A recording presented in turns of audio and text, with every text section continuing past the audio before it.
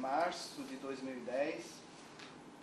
Estamos aqui no projeto Memória e História Oral, projeto da Unisantos. Aliás, bom, volta.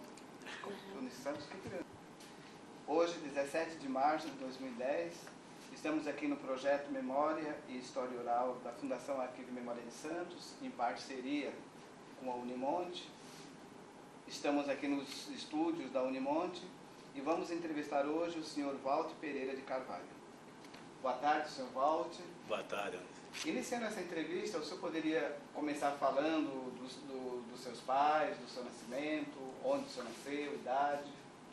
Bem, como você falou, meu nome é Walter Pereira de Carvalho. Eu nasci na cidade de Santos, no dia 12 de setembro de 1947. E meu pai, Armando Pereira de Carvalho, era baiano, faleceu em 1965. Meu pai veio jovem da Bahia para Santos. Meu pai passou por várias profissões, inclusive trabalhou até na época de que os lampiões eram acesos, não tinha energia elétrica. E o meu pai chegou a ser fiscal da Receita Federal aqui de Santos, com muita luta, com muito sacrifício, e sempre deu uma boa educação para mim e para todos os meus irmãos.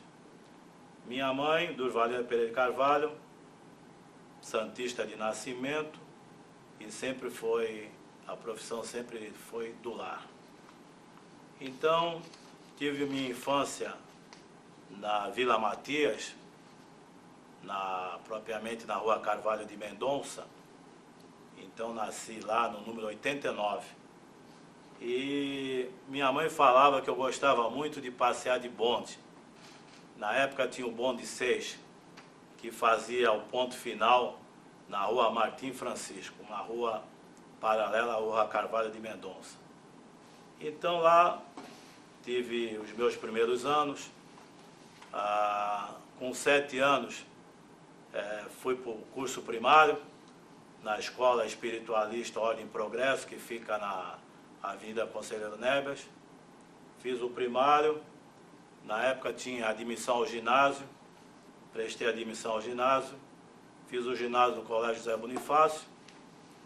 A seguir, fiz um curso técnico de Química no Colégio Santista, e daí faculdade de Engenharia Química, fiz Engenharia Mecânica no Santa Cecília, fiz curso de pós-graduação na Universidade de São Paulo, Faculdade de Saúde Pública, na área de Engenharia Ambiental, fiz uma pós-graduação em Comércio Exterior na Unip, e sempre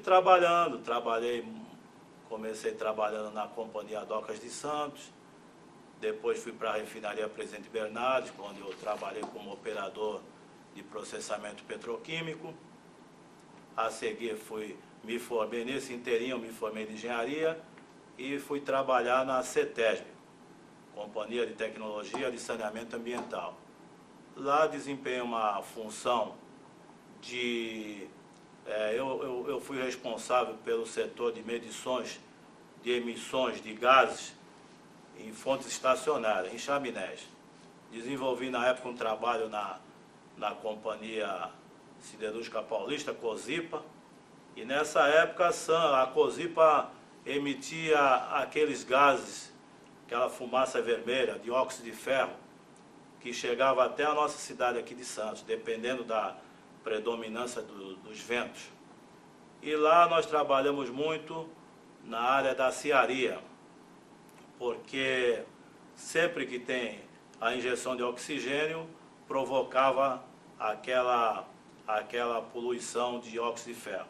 E nós trabalhamos muito nessa área, e hoje a COSIPA já não emite mais essa fumaça vermelha, que é muito bom para todos nós.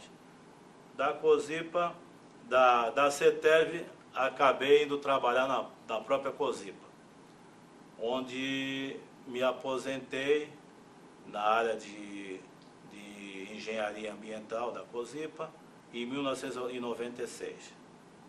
Sempre em paralelo, eu tinha uma atividade como engenheiro autônomo.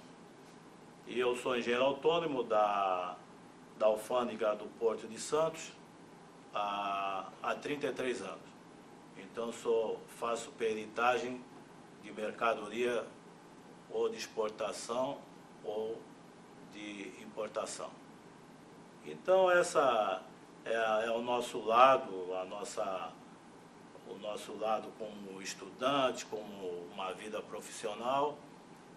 E hoje também, o ano passado, fui convidado pelo prefeito Papa a exercer um cargo de coordenador na Coordenadoria de Promoção de Igualdade Racial e Étnica. E estou desenvolvendo essa tarefa e muito satisfeito com o que eu estou fazendo. Bom, depois desse resumo que o senhor fez aí da sua vida, né, vamos voltar agora. Vamos falar um pouquinho mais da sua infância, o que foi, como foi o seu curso primário, o seu período de juventude, as brincadeiras, como que o senhor via ali a Vila Matias, o lugar que o senhor nasceu?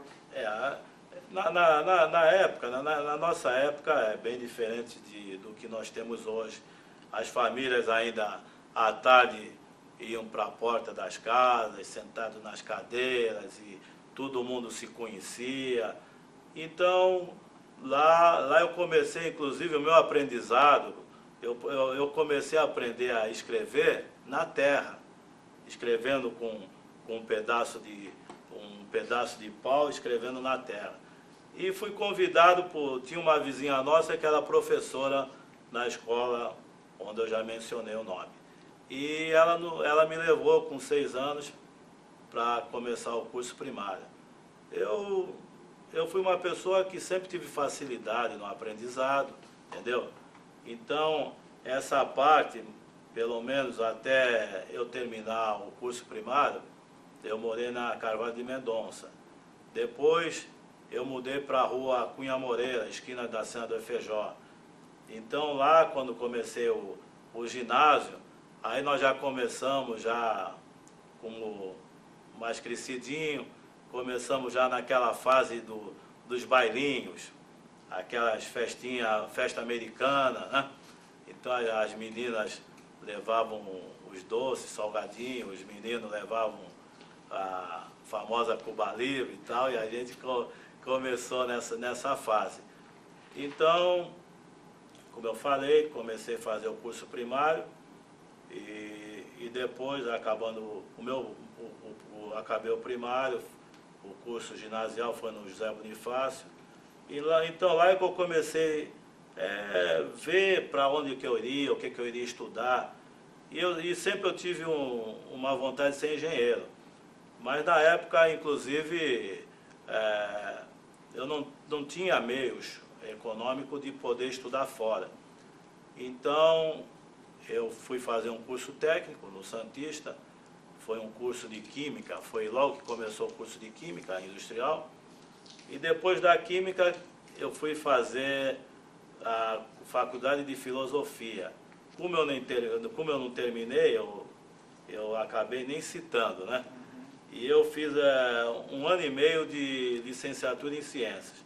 Foi quando a Faculdade de Santa Cecília iniciou o curso de Engenharia Operacional. Então, né, nesse período aí que eu mudei, fiz o vestibular e iniciei na engenharia.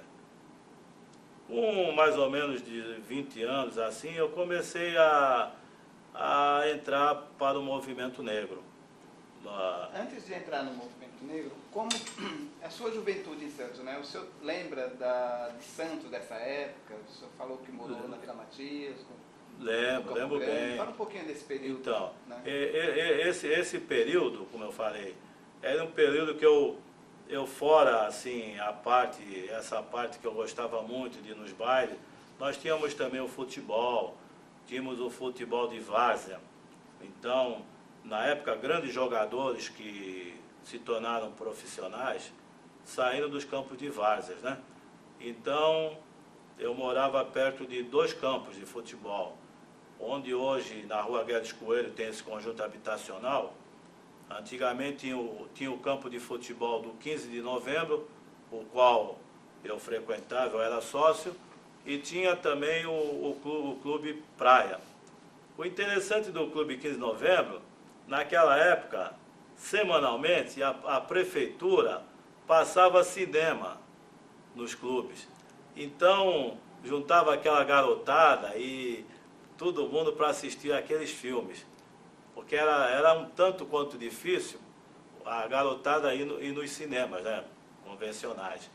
Então a prefeitura tinha esse programa de passar filme nos bairros, nos clubes dos bairros.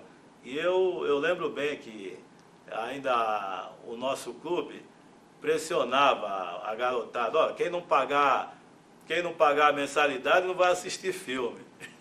Então foi um período assim muito interessante, sabe? E legal, as famílias muito unidas, sabe? Todo mundo, sabe? Tudo a garotada, não tem nenhum pingo de vaidade, nada disso. Então foi um momento assim muito bacana que eu vivi. Tenho até saudades dessa época. Então a gente pode falar um pouquinho assim agora da sua entrada na faculdade. O senhor ia começar a falar, né, certo. do começo do início da sua participação do movimento negro. Então, nessa época, nos anos 70, Santos tinha alguns clubes voltados à comunidade negra. Tinha um clube ébano, que era mais ligado à parte de social, à parte de bailes e à parte de futebol. E tinha duas entidades muito voltadas à parte cultural, que era o Quitandinha e o Itamaraty.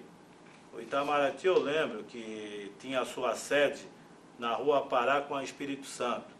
E então lá desenvolvia, dava orientações aos jovens da comunidade negra, os afrodescendentes, orientação para que pudesse estudar, progredir na vida através dos estudos. E também sempre em paralelo o lado social. Aos domingos fazíamos baile. Então esses dois clubes também marcou muito para que eu pudesse continuar desenvolvendo o meu trabalho, sempre lutando pela igualdade das raças, igualdade das etnias, e sempre tentando eu mesmo ter uma melhor qualidade de vida e também ajudar os semelhantes também para dar esse tipo de orientação, que tem que ser através da cultura, da educação, para a gente poder galgar melhores cargos dentro da nossa vida. Nesse período seu de criança, não, porque a gente não tem algumas compreensões, mas de adolescente para adulto, o senhor passou por alguma situação relacionada à discriminação, preconceito? Às vezes tem coisas que na época a gente, por não conseguir atingir o que aquela coisa significava, às vezes passa tempo, você depois volta à mente e fala, pô, mas aconteceu isso comigo. E eu acho que todo elemento, todo afrodescendente, principalmente da minha idade, sofreu, teve algumas passagens discriminatórias, com certeza. Eu lembro que na minha época, que estudava no Colégio Santista, até hoje não, hoje o Colégio Santista agora já pertence à nossa prefeitura. Mas falando nos anos 60, o negro realmente, pouca família afrodescendente tinha a condição de poder um filho estudar no Colégio Santista. Então, eu, graças a Deus, tive essa condição que o meu pai me deu, a minha mãe, minha irmã também, minha irmã que faleceu, minha irmã Dirce, que me ajudou muito nessa parte. Então, quase todo mundo, 98% que estudava no Santista, eram pessoas da raça branca ou da raça amarela. Mas negro você contava numa mão, nos dedos de uma mão. Então, eu logicamente convivia no meio de pessoas brancas, da raça branca. E eu lembro que uns amigos frequentavam um determinado clube aqui de Santos. Aí, pô, Walter, vamos lá, tal, vamos lá. Pá, vamos lá, você vai entrar de sócio e tal. E eu fui no clube para preencher uma ficha para me associar no clube. Esse clube existe até hoje. E passou uns dias, tal, nada de me chamarem. Eu fui saber e simplesmente falaram que eu não fui aceito, porque o clube não estava colocando nenhum associado. E eu vi que colocaram, porque um dos colegas meus entrou naquela época, levou a proposta junto comigo, ele entrou e eu não entrei. Então, existiam essas coisas e a coisa é muito velada. Tem o problema do racismo, do preconceito, é algo velado. Então, eu tive esse tipo de problema, senti o problema também numa das firmas que eu trabalhei, quando foi para mim galgar uma função acima, eu fui aprovado no exame de conhecimento específico e fui reprovado no teste psicológico por não estar apto para exercer aquela função. Então, tem coisas que é muito fácil de você manipular esse tipo de coisa. Mas senti, às vezes em outros lugares, às vezes em loja, já senti coisas que às vezes está embutido na mente das pessoas, e as pessoas às vezes fazem as coisas sem querer. Eu lembro que logo que eu me formei de engenheiro, eu fui numa firma e eu me apresentei, fui falar com uma pessoa, fala que é a mocinha do atendimento, por favor, quem eu devo anunciar? Ela está escrevendo, fala que é o engenheiro Walter Carvalho. Aí a mocinha fez assim, olhou, ao mesmo tempo olhou espantada, pô, um engenheiro negro, né? Então, não é que a pessoa seja racista, mas, sabe, a coisa está enraizada. Porque há 120 anos, o negro era escravo. Então, é pouco tempo. Então, todo mundo que... Um Brasil de 500 anos, onde o Brasil, a predominância é a raça branca, então tem aquela coisa, às vezes de família, de passa para os filhos e tal. Mas tem e ainda continua a existir. Só que bem menos que antigamente. Porque a gente tem que analisar o seguinte, nenhuma criança nasce racista. A criança é pura. Se ela tem qualquer bastardo, qualquer atitude racista, é o meio que ela vive, são os pais principalmente, entendeu? Às vezes alguma colocação que o pai faz com o filho. Por exemplo, a criança está chorando na mão da mãe. Passa uma pessoa negra na frente da criança. Se você não parar de chorar, eu vou mandar um moço te pegar, hein? A criança olha e vê um negro. Ela já passa, às vezes, não vou chorar que o negro vai me pegar e tal. Passa até ter medo de uma pessoa negra, entendeu? Então, também tem que ter muito cuidado. Como educar os filhos. Como eu falei, criança nasce pura. Criança não nasce com nenhum tipo de racismo. Se adquire, são os mais velhos que colocam. Então, quando a gente fala de movimento negro, a gente associa com, e estamos falando disso, né? A gente associa com o carnaval também. Não que o carnaval seja uma exclusividade dos negros em si. Nesse período, o senhor vivencia, participa? Sim, veja bem, é uma cultura, o samba é uma cultura negra, né?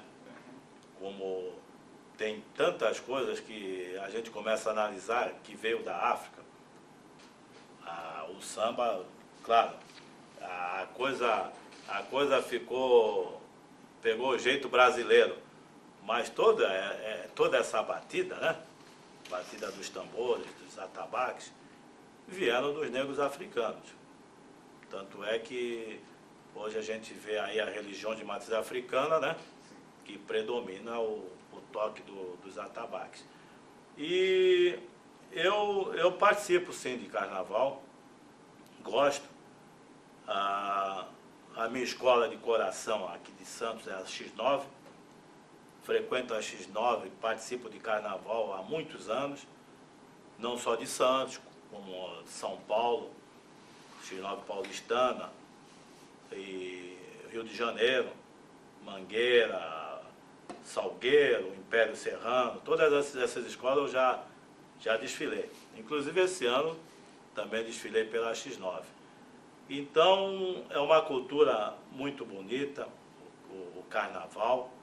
É onde você vê um teatro que praticamente é apresentado um dia.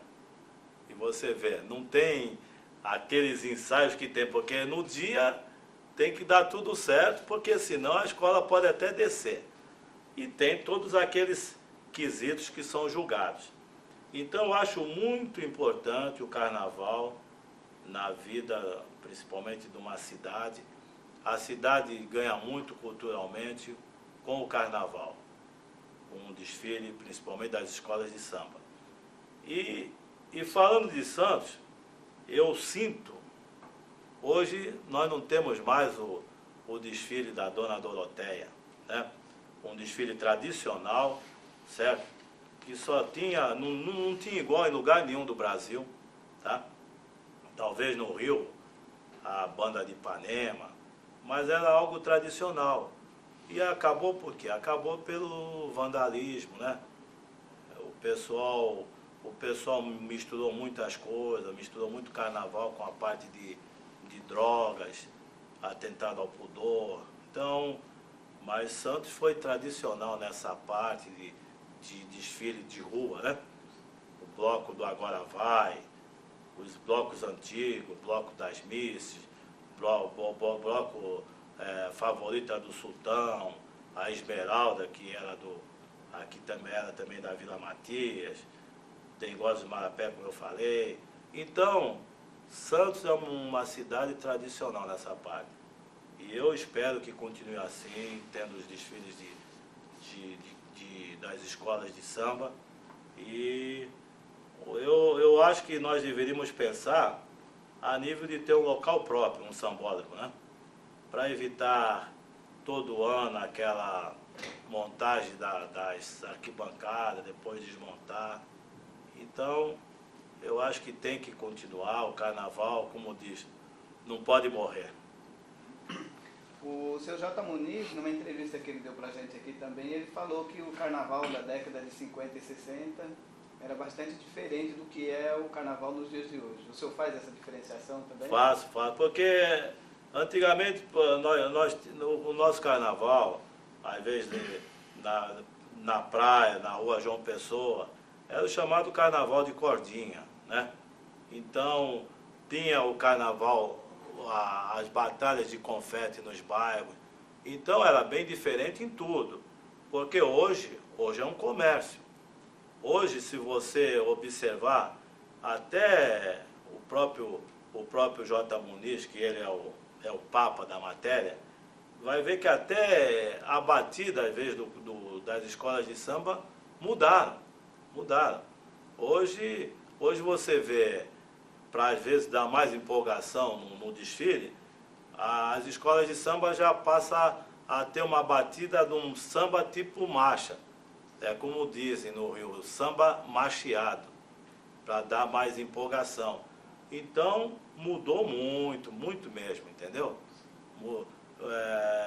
Às vezes a gente passa a perder até aquela essência mesmo do samba, tá? Porque hoje a escola,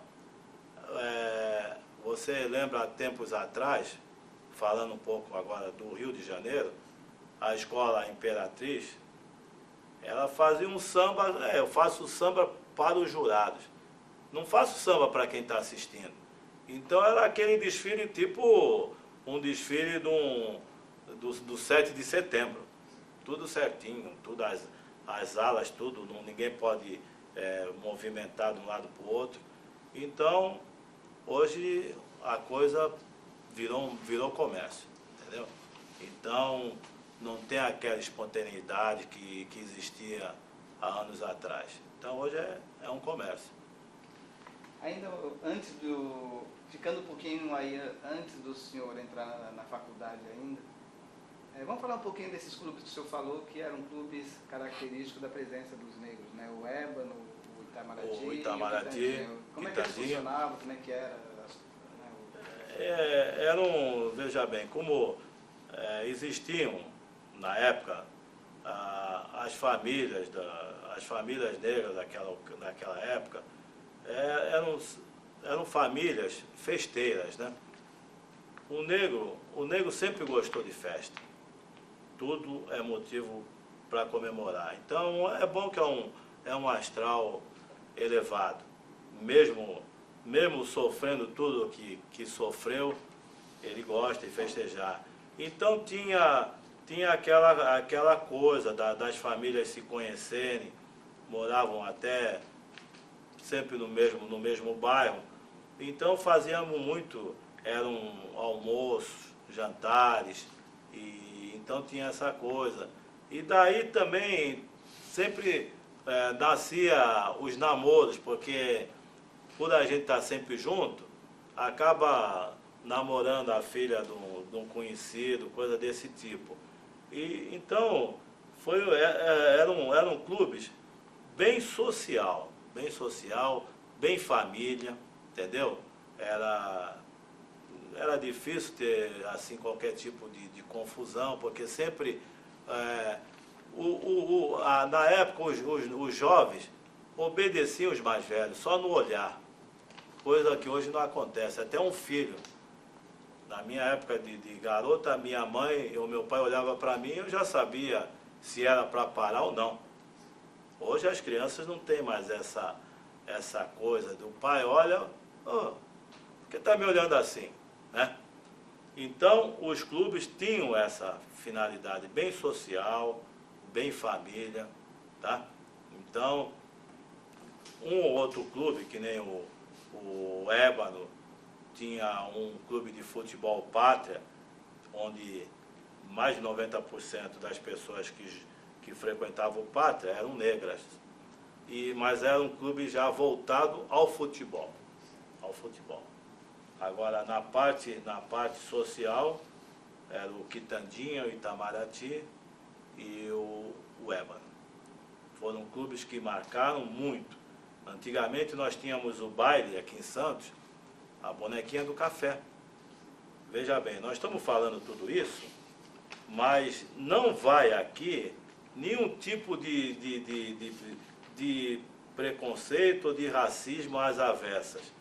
O clube, embora a predominância fosse da comunidade negra, mas entrava qualquer pessoa de todas as raças e todas as etnias. Mas tinha, anualmente, o baile da bonequinha do café. Então, onde era escolhido, a mulher, a negra mais bonita, era coroada como a bonequinha do café. Então, naquela época também existia esse evento, que foi um evento muito marcante na cidade. Há pouco tempo, eu fiz parte de uma entidade, Instituto Brasileiro do Pensamento Negro, há 3 anos atrás. O Instituto ainda existe, só que eu não faço mais parte da diretoria. Mas nós fizemos um baile, um jantar dançante no Sírio-Libanês, onde nós resgatamos um pouco dessa coisa que eu falei para você. Então, foi um baile muito bonito, onde nós conseguimos trazer pessoas, como diz, da velha guarda, e também os novos, porque nós somos da velha guarda, mas se não tiver os novos nos seguindo, tudo se acaba. Então isso não pode acabar. Nós temos que ir passando o bastão, entendeu? E foi um baile também muito bacana, um baile bonito mesmo. Só que no ano seguinte não conseguimos fazer de novo o baile, porque ficou difícil, o poder aquisitivo também das pessoas, tudo tem um custo, mas gostaria que continuasse eventos desse tipo, para poder marcar cada vez mais a nossa comunidade. Bom, vamos falar agora um pouquinho da entrada do senhor na faculdade, as dificuldades, o período do curso, como é que foi? Como eu falei, eu já tinha a ideia de fazer uma engenharia, mas eu tinha que trabalhar para poder estudar e pagar a faculdade. Porque quando eu entrei para a faculdade, o meu pai já tinha falecido. Então, sempre você não tendo a presença do pai, a coisa sempre é dificultosa. Então, assim que eu comecei a trabalhar, com 18 anos eu comecei a trabalhar na Companhia Docas de Santos, foi quando eu entrei, um pouquinho mais, entrei na Faculdade de Filosofia, tá? E curso de licenciatura em Ciência. Então, era difícil, porque trabalhar e estudar, né? E ainda os compromissos dentro de casa. Mas com muita luta, depois com a ajuda da minha irmã, eu comecei a fazer engenharia. Então eu me formei de engenheiro em 76, às vezes atrasava as mensalidades, ia lá, conversava e tal, e tudo deu para ser resolvido. Mas foi um período, não vou dizer que foi difícil, mas foi um período trabalhoso, porque eu não tive a condição, por exemplo, que eu dei para os meus filhos. Hoje eu tenho um filho engenheiro, trabalha na Uzi Minas, que só foi trabalhar depois de formado. Uma filha também, que é nutricionista, trabalha no Macro, também foi trabalhar depois de formada, mas eu não. Eu tive que trabalhar e estudar. E assim foi toda a minha vida. Com trabalho, estudando e até os dias de hoje. Seu Walter, o senhor citou uma irmã, quantos irmãos o senhor tem? Quando meu pai casou, quando casou com a minha mãe, o meu pai era viúvo. E veja bem o que era a coisa antigamente.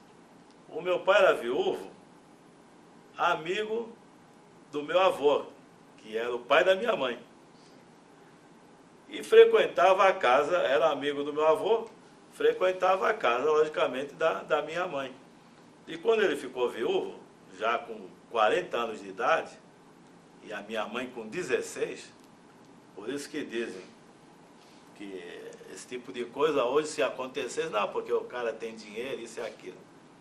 Mas na época foi amor mesmo, tenho certeza. E o meu pai, em conversa com o meu avô, poxa vida e tal, eu precisava casar e tal, e já tinha 4 filhos. E aí, o meu avô, o seu Pereira, já tinha várias filhas, tudo solteirona. Só que a minha mãe, 16 anos, é novinha.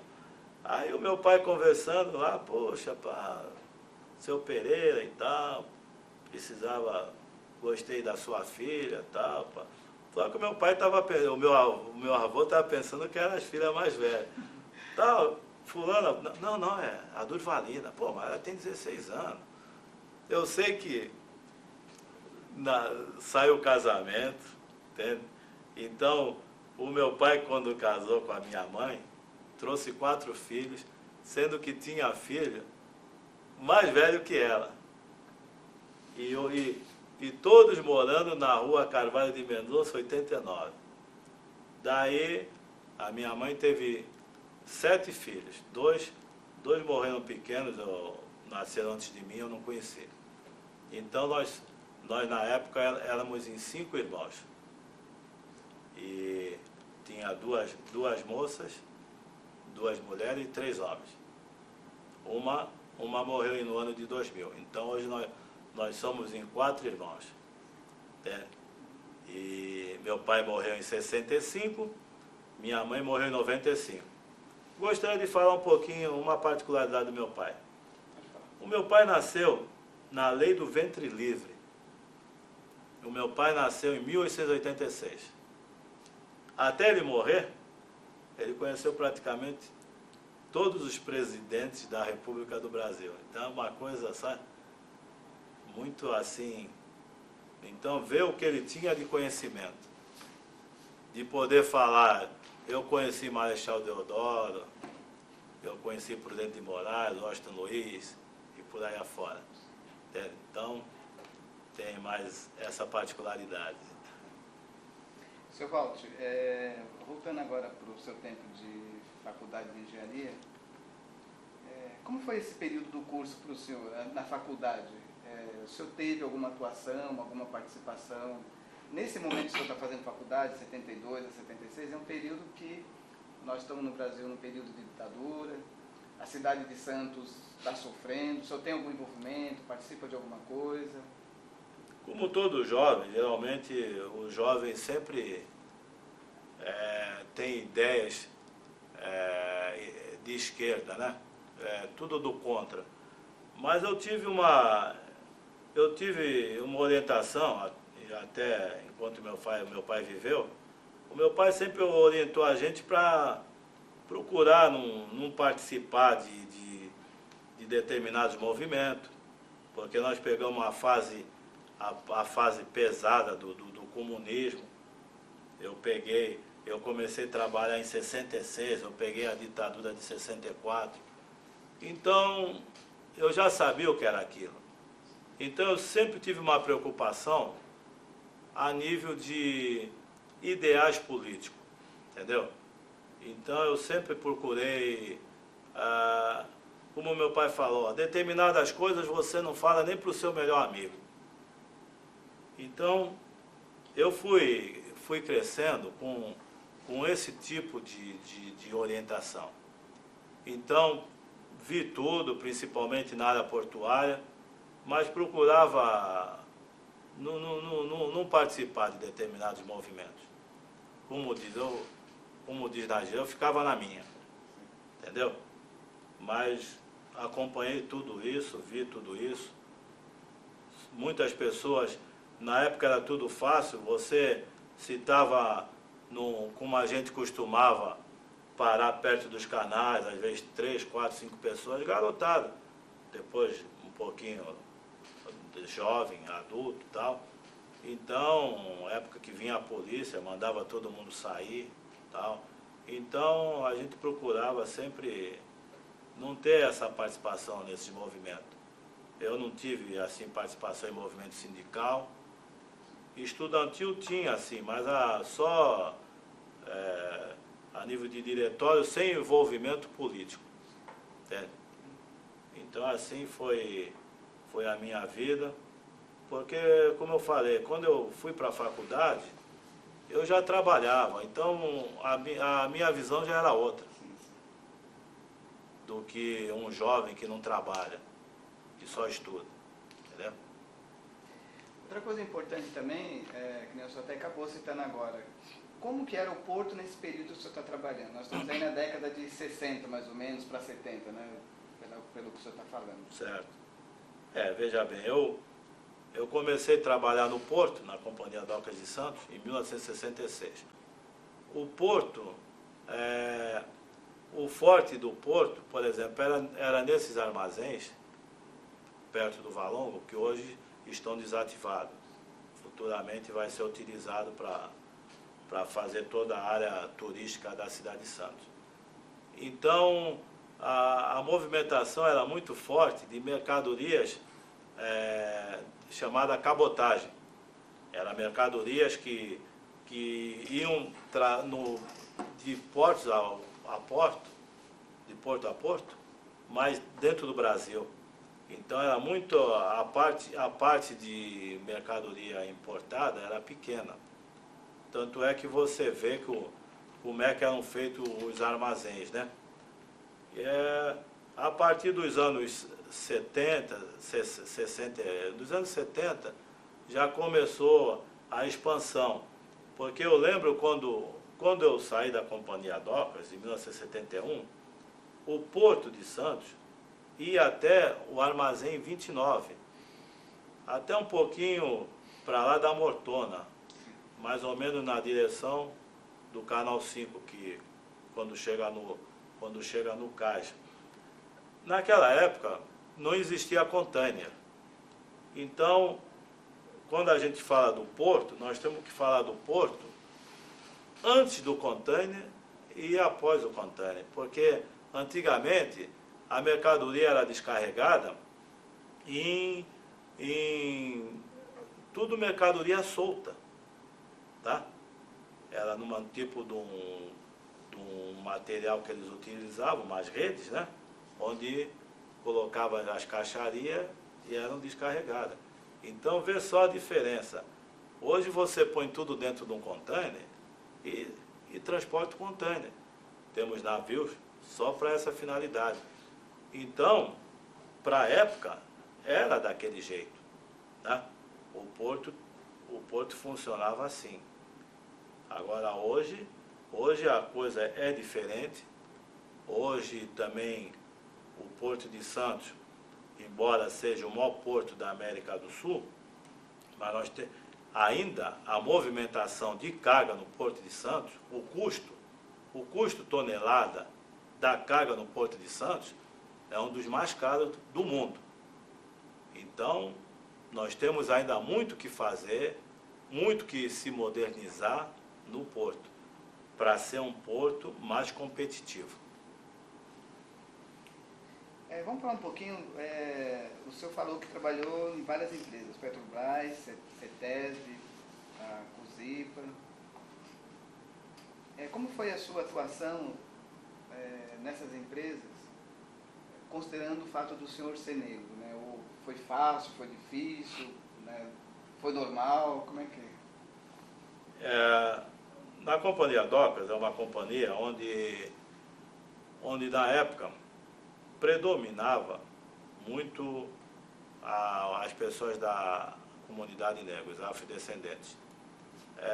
Mas é claro, sempre nos serviços, às vezes de movimentação de carga, como a gente fala, o serviço de turma, né? Na parte mais administrativa, já a gente verificava que o negro já era bem menos do que o branco. Agora, nas docas realmente foi um trabalho muito bacana, um trabalho de muita amizade, muito companheirismo, entendeu? O pessoal, até hoje eu tenho muitas amizades com o pessoal, como a gente fala, ex-doqueiro, né? Então foi uma passagem que até hoje o meu trabalho é ligado à área portuária.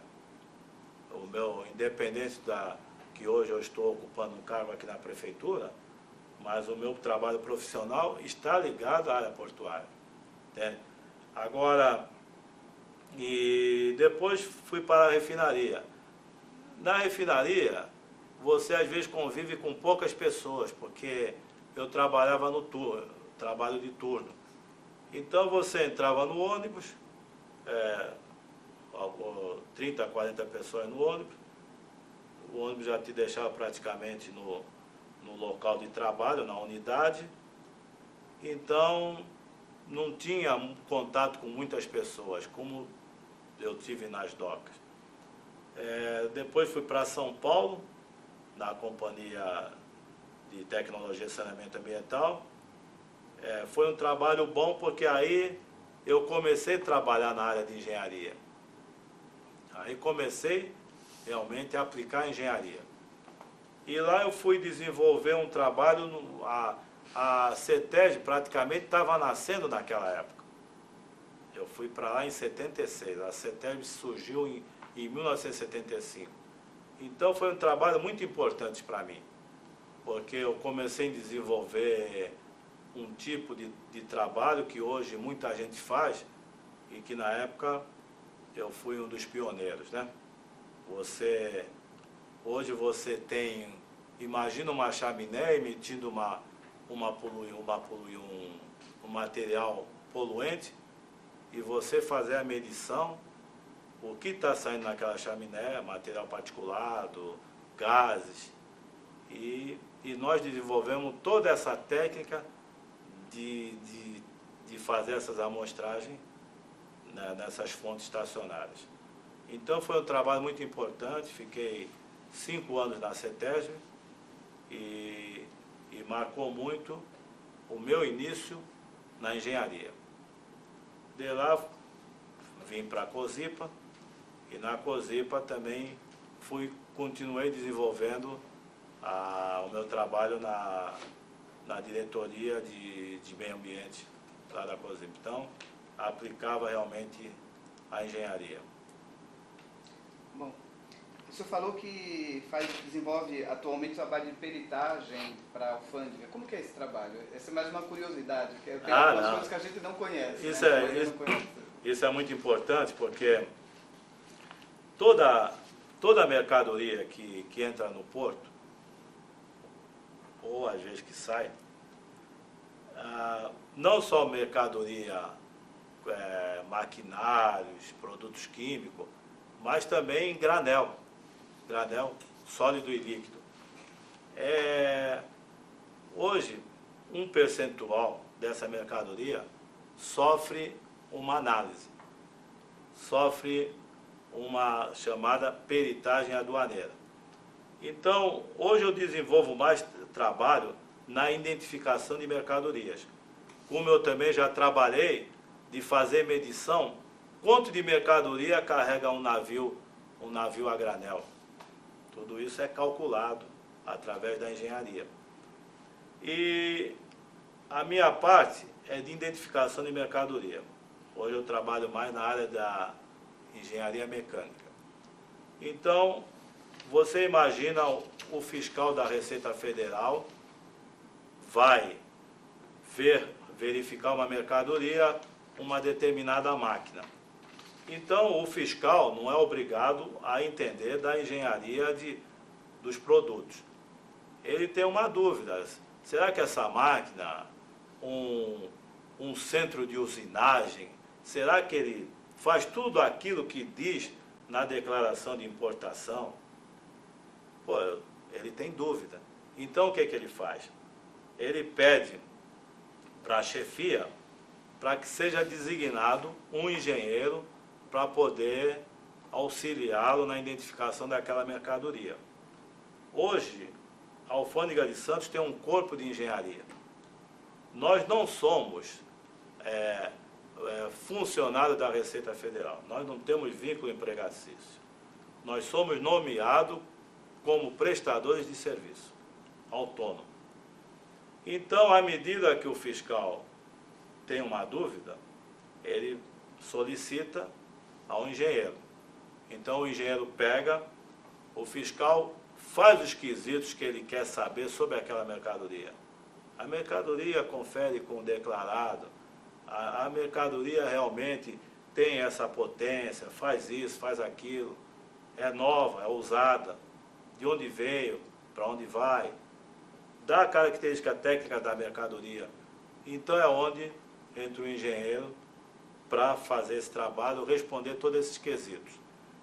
A partir do momento que o fiscal recebe esse laudo, e se ele concordar com tudo que está escrito, a mercadoria está tudo ok, a mercadoria é desembaraçada.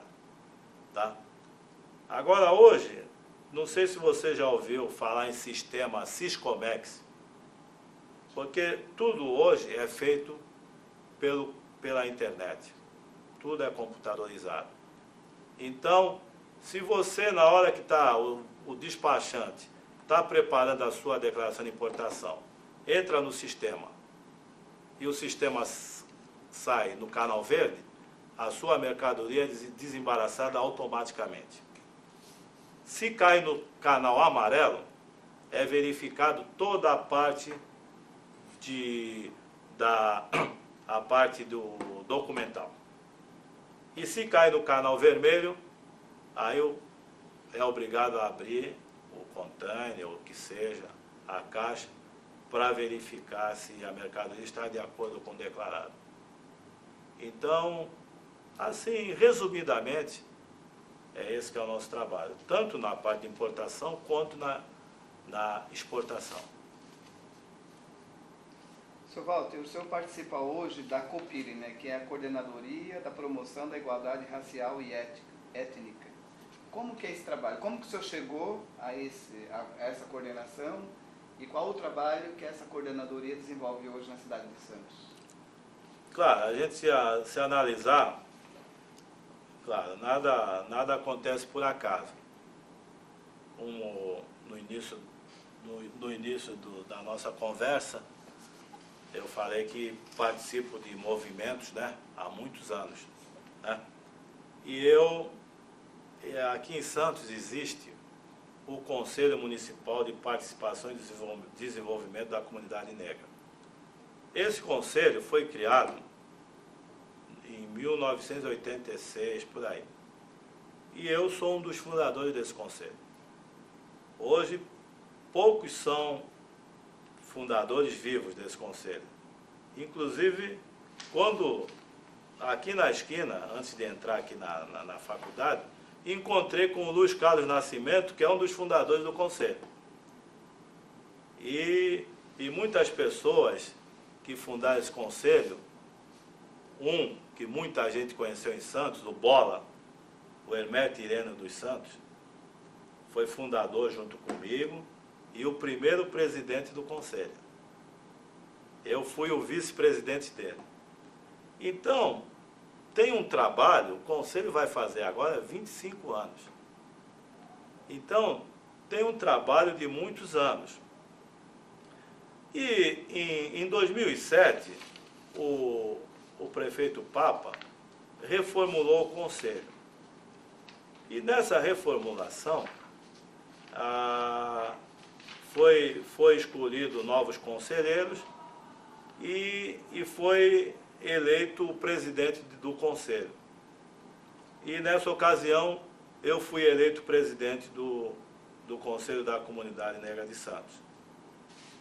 E nós, talvez, devido ao nosso trabalho com relação à comunidade e outros trabalhos que nós temos com relação ao lado social, filantrópico, então o prefeito, talvez vendo esse nosso trabalho, quando foi no segundo mandato dele, no ano passado, me convidou para fazer parte do governo, como coordenador de promoção de igualdade racial e étnica. É uma coordenadoria que nós promovemos políticas públicas, mas não só voltada à comunidade negra. É um trabalho muito mais abrangente, porque é um trabalho que nós, como o próprio nome diz, promoção da igualdade racial e étnica, nós trabalhamos também com a comunidade cigana, com a comunidade de religiões de matrizes africanas, que seria a comunidade terreiro, uma comunidade muito forte também na nossa área aqui, é a comunidade judaica e a comunidade islâmica. Embora haja esses conflitos lá no Oriente Médio, a comunidade judaica e a islâmica, aqui elas se dão perfeitamente bem, se dão como irmãos, respeitando os problemas que existem lá no Oriente Médio. A nossa coordenadoria também dá oportunidade de abranger ao pessoal, comunidade indígena. Mas nós aqui, como trabalhamos em Santos, nós não temos ligações com a comunidade indígena. Tem sim, Bertioga, Piruíbe, Itanhaém, tá? E algumas coisas também fazemos com a comunidade nipônica. Então, o nosso trabalho está envolvido com todas essas comunidades. Então, qualquer tipo de discriminação, seja ela racial, seja ela religiosa, a coordenadoria existe para combater esse tipo de coisa. Bom, nós vamos dar uma intervalinho? Vamos já interromper. Bom, hoje é 17 de março de 2010 e vamos para a segunda parte da entrevista com o senhor Walter Pereira de Carvalho. Bom, senhor Walter, continuando, o senhor está falando do seu trabalho na Coordenadoria de Promoção da Igualdade Racial e Étnica. Né? E o senhor falou dos ciganos, dos judeus, dos islâmicos, dos nipônicos. Como que se dá a presença desses povos aqui em Santos? Se voltarmos há 100 anos atrás, 1888, nós tivemos a libertação dos escravos. No início dos anos de 1900, mais ou menos 1905, começaram a chegar os imigrantes, né? Japoneses, italianos, portugueses, espanhóis. E então daí começou a nascer essa mistura, né? Mistura de povos. Então, a nossa coordenadoria, veja bem, nós trabalhamos não só com esses povos, mas também trabalhamos promovendo essa integração, promovendo qualquer tipo, proibindo qualquer tipo de discriminação entre esses povos, tá?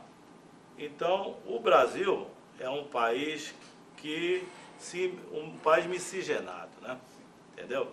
Então, aqui, coisas que acontecem fora do Brasil, aqui não acontece. Aqui praticamente todos vivem de forma harmoniosa. E a coordenadoria, hoje, tem um papel muito importante, principalmente com relação à comunidade negra. Porque hoje nós temos o conselho, então, geralmente, trabalhamos em paralelo, o Conselho da Comunidade Negra com a coordenadoria. Avançamos muito com relação à área de saúde, a saúde da comunidade negra. Você vê hoje, por exemplo, que hoje tem um trabalho muito sério com relação à anemia falciforme, coisas que antigamente não se falava. Nós temos um trabalho muito sério em determinadas doenças que atingem mais a comunidade negra, seja glaucoma, diabetes, hipertensão. Então, são doenças que, principalmente a hipertensão, a medicina já provou que tem alguns remédios que são inócuos para a comunidade negra. Uma área que desenvolvemos grande, está muito desenvolvida também, é a educação. Hoje existe uma lei, a Lei 10.639, onde essa lei diz que é obrigatório o ensino da cultura afro nas escolas de primeiro e grau médio, em todas as escolas, seja ela municipal, seja ela particular. E nós estamos trabalhando firme, inclusive foi criado o fórum permanente só para discutir essa lei aqui na cidade de Santos. Com relação A comunidade cigana é uma comunidade também forte aqui em Santos. Santos tem é uma das poucas cidades no Brasil que tem uma gruta onde tem a santa padroeira do povo cigano, que é a Santa Sara Kali. Essa gruta fica na Nova Sintra, do lado da Lagoa da Saudade. Então nós temos um trabalho muito forte com a comunidade cigana, inclusive agora, dia 24 de maio, é o dia da Santa Sara Kali. A cidade de Santos sempre faz um evento com o povo cigano, tá? E com certeza esse ano nós teremos esse evento. Então, trabalhamos muito com essa comunidade. Agora vamos falar um pouco da comunidade de terreiro, religiões de matriz africana. A religião de matriz africana, que predomina principalmente a Umbanda e o Candomblé, são religiões oriundas da África. O Candomblé é oriundo da África, a Umbanda já é uma religião que foi criada aqui no Brasil. Então, nós temos um trabalho muito forte, é um pessoal de luta, tá? E aqui em Santos tem grandes terreiros, que é terreiros tradicionais, com babalorixás e alorixás, muito conhecidas, respeitadas. E Santos tem, sempre no dia 2 de fevereiro, o dia de Iemanjá, tem a tradicional procissão de Iemanjá. Então, Santos tem a procissão de Iemanjá no dia 2 de fevereiro, como tivemos agora esse ano, uma procissão muito bonita, que começa lá na ponta da praia, em frente ao aquário, e aí faz a procissão, o pessoal pega uma barca, várias barcas, e onde leva as oferendas de Iemanjá para serem entregues no mar. Então, tem essa tradição a cidade de Santos, como também em dezembro, no dia 2 de dezembro, nós temos um evento muito importante, que é o Dia Nacional do Samba. E ainda esse ano, fizemos às 6 horas da manhã a alvorada do samba, lá no quilombo do Pai Felipe, que é um quilombo que fica lá do lado da CET. Então, fizemos uma festividade lá, muito importante. De lá, fomos até a quadra da X9 continuar o evento. E com relação à comunidade judaica, islâmica, também tem várias datas que são comemoradas, né?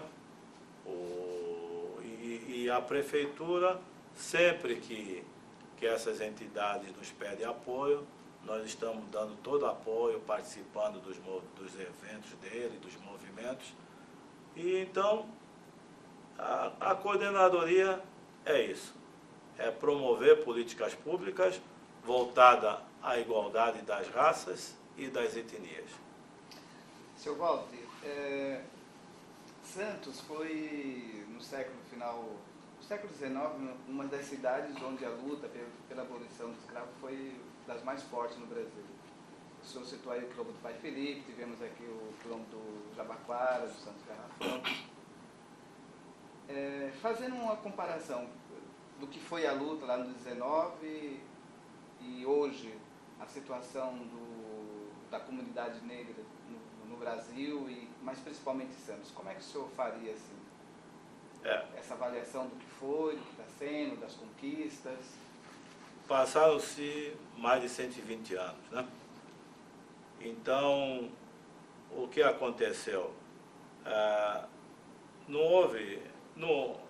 A libertação dos escravos, veja bem, nós falamos da chegada dos imigrantes ao Brasil, especificamente a Santos, mas 1888, 13 de maio, a princesa Isabel assinou a Lei Áurea, o negro está liberto. Não tem mais escravidão no Brasil. Que preparação houve para esse povo? Eu estou livre no dia 14? Onde eu vou trabalhar? Onde eu vou morar? Eu não tenho nada. Então, não houve uma preparação. Veja bem, hoje falam tanto dos problemas até dos morros de Santos, as favelas do Rio de Janeiro. Claro, você não tem para onde morar, você cada vez é empurrado para dentro das favelas, vai morar nos morros. Você não tem condição, você não tem emprego, você não tem nada. Por que na época não se pensou em fazer alguma coisa para aquela comunidade? Porque quando chegaram os imigrantes conseguiram, não vai na minha fala, não tenho nada contra, ajudaram também no desenvolvimento do Brasil, como também o negro ajudou. Mas o negro não recebeu nada em troca do período que ele foi escravo. E muitos imigrantes receberam terras para plantar e tudo isso. Então, é muito pouco tempo para uma raça, para uma comunidade desenvolver. Eu vejo sim, na época, muitos abolicionistas, muitas pessoas foram importantes na libertação dos escravos, inclusive a própria maçonaria teve uma importância fundamental, porque o maçom não contratava negro para trabalhar na sua fazenda. Então a maçonaria teve uma importância muito grande. Só que nesse período todo, pouco se fez para ajudar o desenvolvimento do negro. Então, claro, estamos cada vez procurando desenvolver, produzir e progredir na vida. Estamos avançando, mas tem muita coisa a se fazer. Tem muita coisa a se fazer. Porque se você observar, a predominância do negro é mais de 50% nos presídios. A predominância do negro na faculdade não chega a 15%. Então, a coisa está avançando, mas está muito longe. Está muito longe. Se você for nos grandes restaurantes da cidade de Santos, vai jantar num restaurante e vê quanto negro está jantando no restaurante. Não vou citar nome para não fazer propaganda. Então, vai nas faculdades, você vê. Entendeu? Agora, tá avançando, mas tem muito que se fazer. Eu acho que ainda nós estamos avançando muito lentamente. Porque eu vou em faculdades, claro, algumas faculdades a predominância do negro é maior. Mas você, quando vai para a faculdade, mas, como diz, que sempre foi, a predominância foi da raça branca, você vai numa medicina, numa odontologia, numa engenharia, numa veterinária, aí você vê como é que está a presença do afrodescendente. Então, claro, vem desde a época do ensino primário e tal, o negro não tem um poder aquisitivo, geralmente não pode galgar as boas escolas, então ele sempre vai lutar, sempre com desigualdade. Tá? Então, vejo, isso me preocupa, entendeu? Mas não vou dizer que não avançamos, mas tem muito que avançar. Então, hoje uma das políticas públicas a nível federal que é desenvolvida em relação aos negros é a questão das cotas, né? Qual a sua posição em relação às cotas? Você acha positivo? As cotas, veja bem, hoje eu sou a favor das cotas, mas eu mudaria talvez a maneira. Eu sou a favor da cota social. Porque não, hoje, tudo bem, eu acho que deve muito a nós. Mas também tem muitas pessoas de outras raças que, se você socialmente não tiver uma boa situação, você também não vai conseguir chegar nas grandes universidades. Entende? E hoje também o governo tem um programa, né, o ProUni, né? Então, as cotas, são poucas universidades que aderiram a esse programa. Então, eu vejo muito importante o ProUni, que te dá a condição, independente da cor da pele da pessoa, de poder estar lá de igualdade com os demais. Seu Walter, o senhor, no seu currículo aqui, o senhor coloca que participa do PMDB. O senhor quer falar alguma coisa em relação? Sim, a sua atuação? Eu sou da época do MDB, né? Dos anos 70. Depois o MDB passou a PMDB, eu continuei filiado e por um período eu cheguei a pertencer ao PSDB e ao PV. Em algumas vezes saí candidato a vereador aqui em Santos e há uns 3 anos atrás retornei ao PMDB. Retornei ao PMDB, fiz parte do núcleo de inclusão social e do núcleo sindical do PMDB e agora nessa gestão faço parte do diretório e da executiva do PMDB. Nessa sua atuação política, no período da luta da cidade pela autonomia, o senhor participou de alguma coisa? O senhor quer falar em relação a isso? Eu participava assim, sempre dando apoio à autonomia da cidade, né? E para nós foi muito importante, porque você poder eleger o prefeito da sua cidade, né? Então, nós pegamos uma época que não elegia nem o presidente, nem o governador, né? Então, foi muito importante. Naquele período, sempre que havia alguns movimentos, nessa parte foi um movimento que eu sempre participei. Certo? Esse tipo de movimento eu sempre participei. Bom, seu Walter, a gente pode ir para as considerações finais, né? Se tem alguma coisa assim, que o senhor gostaria de falar, que não tenha falado, não, esquecido? Quando falamos em movimento negro, eu lembro que quando eu era garoto, eu estudei inglês no Centro Cultural Brasil-Estados Unidos e lá, claro, estudava muito a cultura americana.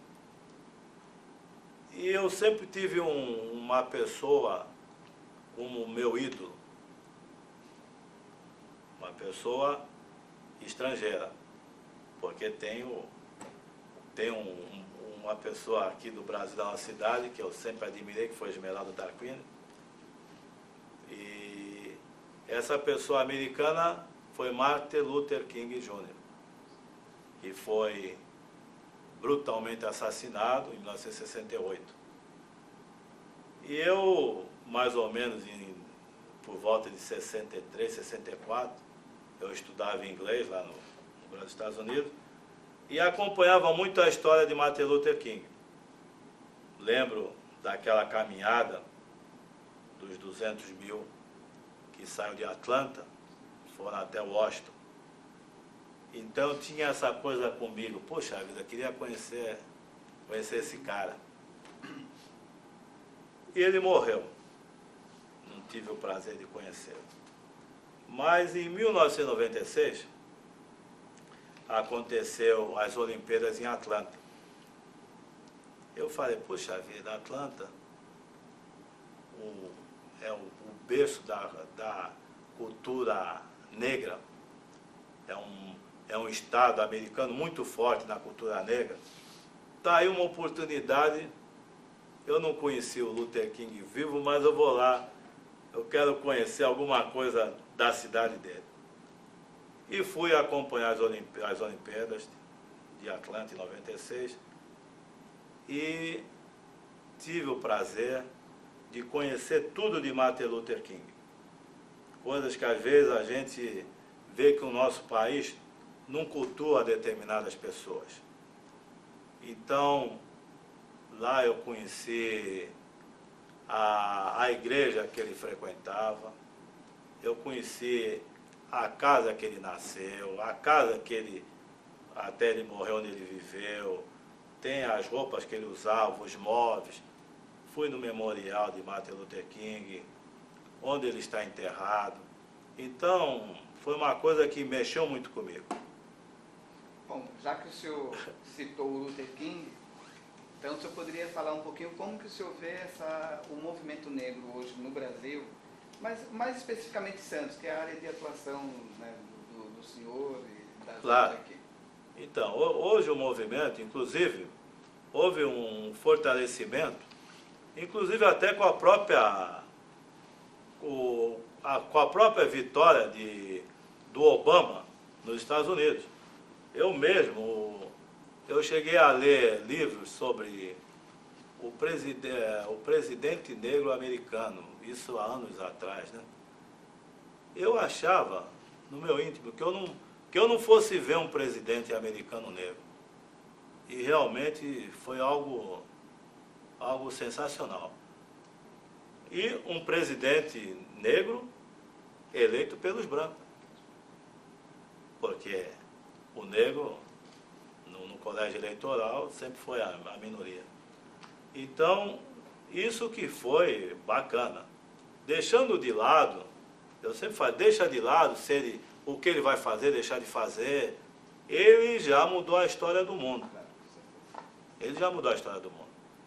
Isso, então, foi até para mexer com a autoestima da comunidade negra, isso foi muito importante. Porque o negro tem que melhorar a sua autoestima. Tá? Então, tem muita gente que o próprio negro, que às vezes ele não tem, ele mesmo se sente que em qualquer lugar que ele vá, ele vai ser discriminado. Então, tem que haver esse tipo de coisa para, como diz, chacoalhar a pessoa e elevar a autoestima. Então, eu noto aqui em Santos, realmente, o trabalho que a gente faz é esse trabalho de conscientização, um trabalho sempre buscando a igualdade, tá? Todos nós somos iguais, nem pior nem melhor que ninguém. E sempre melhorar a autoestima do afrodescendente. Dizer para ele que ele pode chegar lá.